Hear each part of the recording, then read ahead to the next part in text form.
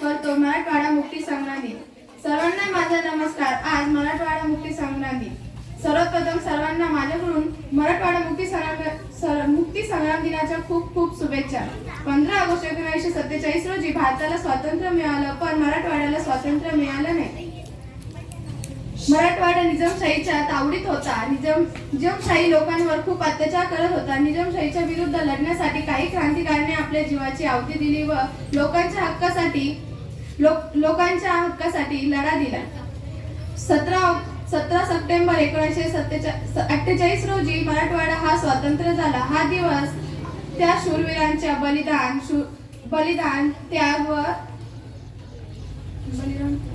पराक्रमीसाठी साजरा केला जातो. मराठवाडा मुक्ती संग्राम दिन आहे इतिहासातील एक सोनेरी पान. ज्यांनी दिले प्राणांचे बलिदान त्यांच्या प्रती आमच्या मनात आहे सन्मान अभिमान. थँक्यू.